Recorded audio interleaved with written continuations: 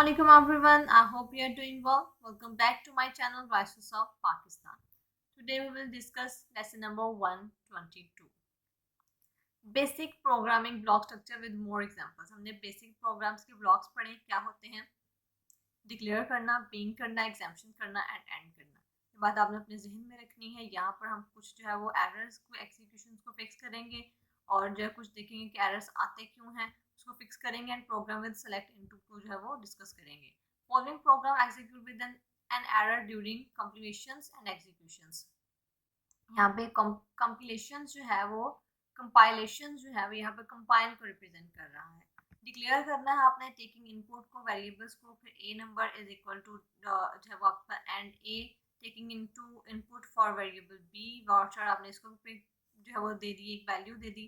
Bing करना है C is equal to A plus B, यहाँ पे आपने ए और बी को जो है वो प्लस कर देना और ए और बी की वैल्यू यहाँ पर ये देखिए ए और बी की वैल्यू यहाँ पर रिप्रेजेंट की हुई है कि ये ए और बी की वैल्यू है। उसके बाद आपने प्रिंट करना है एंटर वैल्यू फॉर ए। देखिए अब यहाँ पर ये पूरी लाइन जो है वो आपके पास एज इट इज बार बार चल रही है PL/SQL स्टेटमेंट्स में DBMS output dot put slash line. उसके बाद आपने जो रिजल्ट्स लेने होते हैं उसको आप देखते हैं sum of A and B is C, यानी कि ए और बी का सम क्या कहलाएगा, सी कहलाएगा। एंटर वैल्यू फॉर ए के लिए आप वैल्यू पुट करेंगे, बी के लिए यानी कि यहाँ पर आपको वैल्यूज खुद पुट करनी पड़ेंगी, देन आपको रिस्पॉन्स करेगा। ए के लिए वैल्यू पुट की आपने और ओल्ड जो थी वो 3 है और न्यू जो है वो 3 है। नंबर जो है देखिए ए का जो नंबर है वो रिप्रेजेंट कर रहा है A is equal to A and A का नंबर से यहाँ पर रिप्रेजेंट कर रहा है 4। देखिए यहाँ पर आपकी जो है वो कोलैप्स कर जाएगा कि यहाँ पर जो आपने प्रोग्राम दिया था वहां पर तो ए की वैल्यू जो है वो एंड ए है और आप जो है वो वैल्यू पुट कर रहे हैं 4। देन यहाँ पर जो है आपको एक एरर जनरेट करके दे देगा। एरर कहाँ पे आ रहा है, एट लाइन 7। देखिए यहाँ पर एक एरर की वजह से जो वो आंसर आपको सही तरीके से नहीं दे पा रहा कि जो है वो आप इस एरर को पहले फिक्स करेंगे देन जो आप इसको एग्जीक्यूट करने देगा। अब यहाँ पर जो देखिए ओल्ड 5 था, आपने इसको एक 9 वैल्यू दे दी। ओल्ड 5 जो है वो 5 1 लिखी है, बी वार्चार 230 is equal to and B था।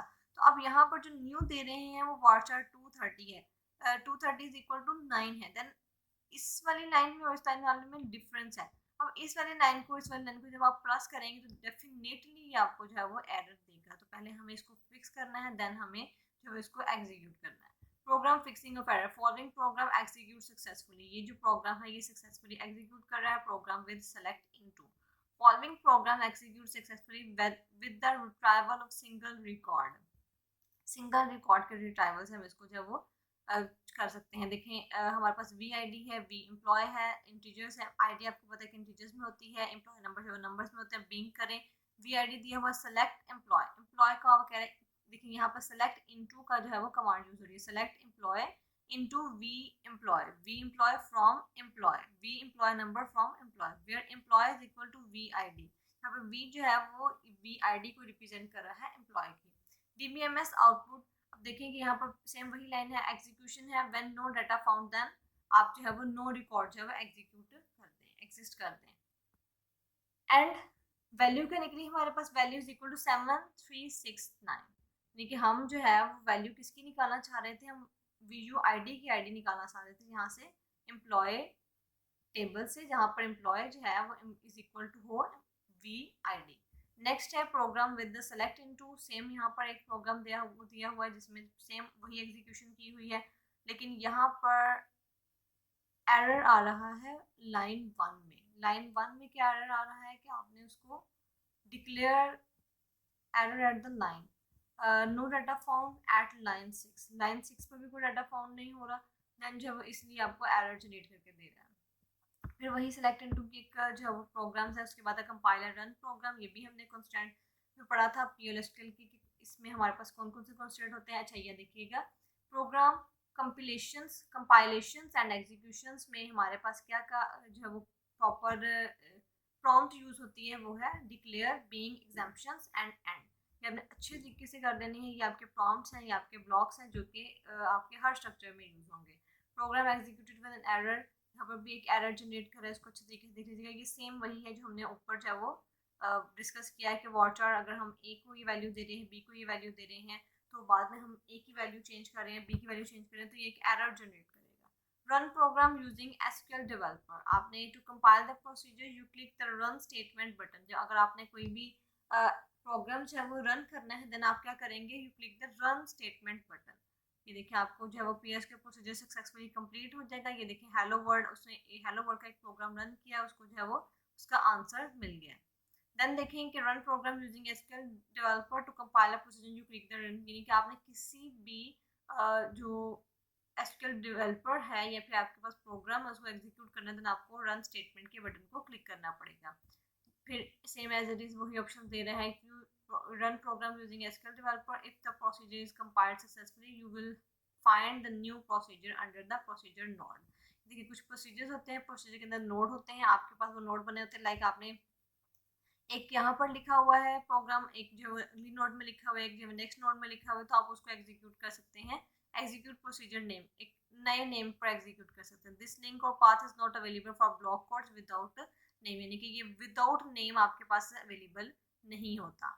Right click the procedure name and choose run menu item, और इसको राइट क्लिक करें और इसको रन करें तो देन ये रन हो जाएगा, आपका जो प्रोग्राम्स है वो रन होना स्टार्ट हो जाएगा। Compile program using SQL developer, अगर आपने किसी भी प्रोग्राम को कंपाइल करना है, देन आप कंपाइल के लिए जब सिलेक्शन के लिए देखिए आपको स्टेप बताया हुआ है कि आपके पास पहला स्टेप ये है कि आप अपना पहले नोड में से अपना प्रोग्राम ओपन करें, देन आपके वही प्रोग्राम आके आपने इसको चेक करना है किस तरीके से ये ठीक है, देन आपने जो है वो यहाँ पर देखिए सेटिंग वाले बटन पे इसको कंपाइल कर लेना है।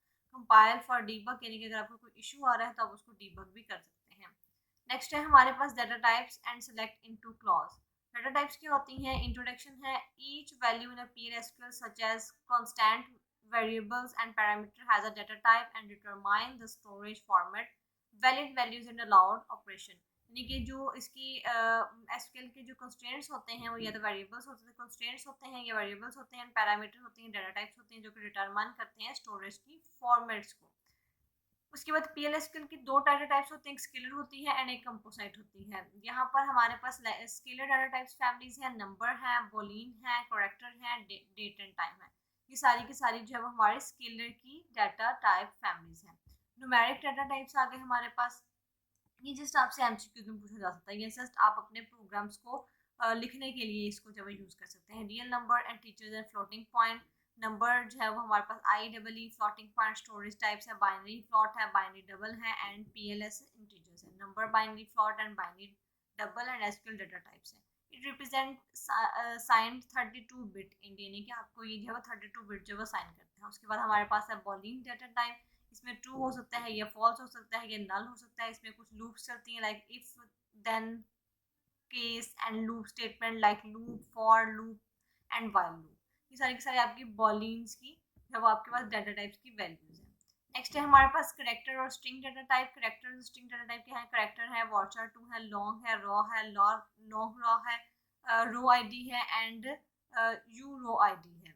नेक्स्ट है हमारे पास char is use for fixed length and column such primary keys are bowling, यानी कि जो करेक्टर्स होते हैं उसकी एक फिक्स लेंथ होती है कि आप इस लेंथ तक अपने करेक्टर्स को जो वो रिप्रेजेंट कर सकते हैं। Date time data, date time and data types. Date time stamp, time stamp with time zone, time stamp with local time zone, internal year to month and interval, date day to second. Next है हमारे पास composite data types, ये हमारे पास composite data types. अच्छा एक चीज़ यहाँ पर मैं आपको क्लियर कर दूँ, date, table name, column, percentage type, और ये जो है फॉर एग्जांपल ये देखें SAL है जहाँ पे यूज हो रहा है, ये एम्प्लॉय जो है वो ये स्केलर को रिप्रेजेंट कर रहा है। ये आपका ना एमसीक्यूज में फाइनल टर्म के एमसीक्यूज में आया हुआ है कि employ dot SAL percentage type जो है वो किसको रिप्रेजेंट कर रही है, देन ये रिप्रेजेंट कर रही है आपकी एक स्केलर टाइप को, एक स्केलर डाटा टाइप को। तो ये यहाँ पर आई डोंट नो कि इन्होंने यहाँ पर क्यों लिखा हुआ है कि एग्जाम्पल के तौर पर लिखा हुआ है कि ये कंपोजिट डाटा टाइप है वो इस तरीके से लिखा जा सकता है, ठीक है। साइज और type of column is change, then there is no need और रिकम्पाइल द प्रोग्राम, यानी कि जिसका कॉलम का साइज होता है वो चेंज हो जाता है जब इसकी ज़रूरत नहीं होती। Select into clause, we can not use simple SQL select clause statement, हम जो है वो simple SQL select clause statement use नहीं करते। Into by storing values in the variables with condition of choosing single record, तो उसके लिए देखिए हमारे पास एक वी सैलरी डिक्लेयर किया हुआ है, एम्प्लॉय स्केलर टाइप है ये वी। ये चीज़ अच्छे तरीके से याद रखिएगा, ये आपका एमसीक्यूज में लाजमी आ सकता है कि employ dot SCL scalar percentage type, तो ये किसको रिप्रेजेंट कर रही है, स्केलर है, वेक्टर है, कंपोसाइट है, तो आपने स्केलर को टिक करना है। ये हमने एक प्रोग्राम दिया हुआ है जिसमें सेलेक्ट इनटू क्लॉज को लगाया हुआ, सेलेक्ट करें कहाँ से, into salary from employer, where employer जो नंबर है वो ये वो एंड कर दें, और यहाँ पर हमारा जो है वो लेक्चर नंबर 124 जो है वो कंप्लीट होता है। See you in the next video. अल्लाह हाफिज़।